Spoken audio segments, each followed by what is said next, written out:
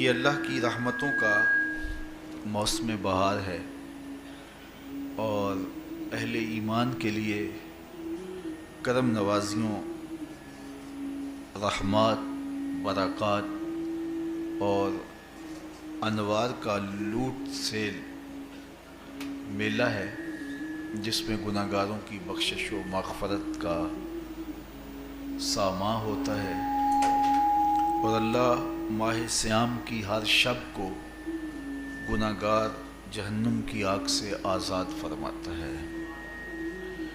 یہ بابرکت مہینہ اپنے دامن میں اتنی برکتیں لیے ہوئے جلوہ گر ہوتا ہے کہ رسول کریم صلی اللہ علیہ وآلہ وسلم نے ارشاد فرمایا، اگر لوگوں کو پتہ چل جائے کہ رمضان میں کیا ہے تو وہ آرزو کریں کہ پورا سال ہی رمضان رہے۔ اتنی برکتیں اور اتنی رحمتیں اللہ نے اس مبارک مہینے کے دامن میں ڈال دی ہے۔ میں نے جو آپ کے سامنے آیت کریمہ تلاوت کی ہے، اس میں بھی اس مفہوم کو بیان فرمایا گیا کہ اے ایمان والو، تمہارے اوپر روزے فرض کیے گئے ہیں جس طرح تم سے پہلوں پہ فرض کیے گئے تھے۔ یا ایھا الذین آمنوا کتب علیکم الصیام کما کتب علی الذین من قبلکم۔ کیوں فرض کیے گئے؟ وجہ کیا ہے؟ لعلکم تتقون، تاکہ تم متقی بن جاؤ، تم پرہیزگار بن جاؤ۔ تو روزے کی فرضیت کا نتیجہ تقوی کا حاصل ہونا ہے، اتقاء کی دولت کا نصیب ہونا ہے۔ تو اس آیت کریمہ میں تین چیزیں بیان کی گئی۔ سب سے پہلی، اے ایمان والو، تمہارے اوپر روزے فرض کیے گئے۔ پھر دوسری بات، جس طرح تمہارے سے پہلوں پہ فرض کیے گئے۔ اور تیسری بات، تاکہ تمہیں تقوی کا نور نصیب ہو، تمہیں اتقاء کی دولت نصیب ہو۔ تو ایک تو روزے کی فرضیت کا حکم دیا گیا، اور دوسرا یہ تسلی دی گئی کہ یہ بھوک اور پیاس کی شدت تمہیں ہی نہیں کاٹنا پڑے گی، تم سے قبل بھی لوگ یہ عبادت کرتے رہے ہیں اور وہ اس مشکل عبادت سے تقوی کو حاصل کرتے رہے ہیں، اور تمہیں بھی ہم اس راستے سے تقوی نصیب کرنا چاہتے ہیں۔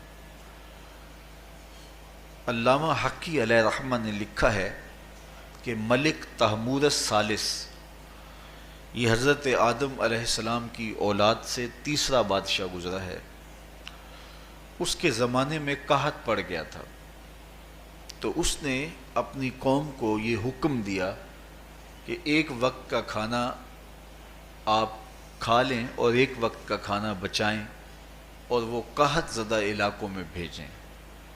تو قوم نے اس حکم کو بصر و چشم قبول کیا اور ایک وقت کا فاقہ کاٹ کے اپنے ان بھائیوں کے لیے وہ کھانا بھیجتے جو قحط میں مبتلا تھے۔ قوم کی یہ ادا اللہ کو پسند آ گئی اور وقت کے نبی پر وحی کی گئی کہ تمہارے اس عمل کو ہم عبادت قرار دیتے ہیں۔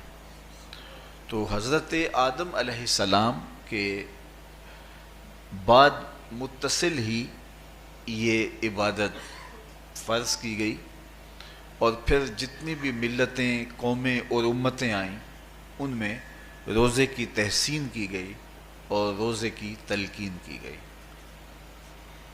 پرانی جتنی بھی کتابیں ہیں، اناجیل ہیں، تورات ہے، اس میں روزہ داروں کی تعریف موجود ہے۔ اور حضور علیہ السلام جب اس دنیا پہ تشریف فرما ہوئے تو آقا کریم روزے کی فرضیت سے پہلے بھی روزے رکھتے تھے۔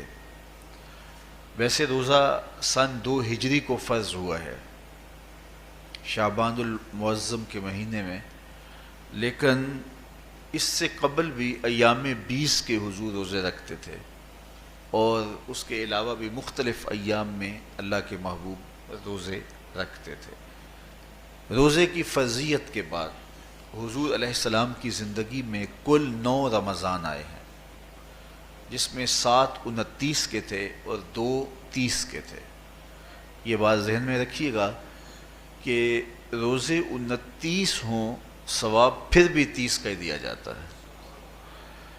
تو زیادہ تر جو رمضان المبارک کے مہینے ہوتے ہیں وہ 29 کے ہوتے ہیں، 30 کے کم ہوتے ہیں. حضور کی زندگی میں 9 میں سے 7 جو ہیں وہ 29 کے ہوئے ہیں اور 2 30 کے ہوئے ہیں، تو ثواب پورے 30 کا ہی ہے.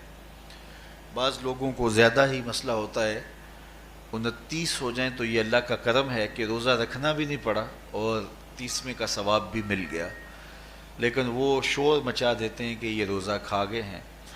میرا نہیں خیال کہ کسی کو اپنے ذمے اتنی بڑی امت کا بوجھ لینے کی پریشانی ہو اور وہ خام خواہ ایک روزے کے لیے پوری امت کا بوجھ اپنے کندھوں پہ ڈال لے.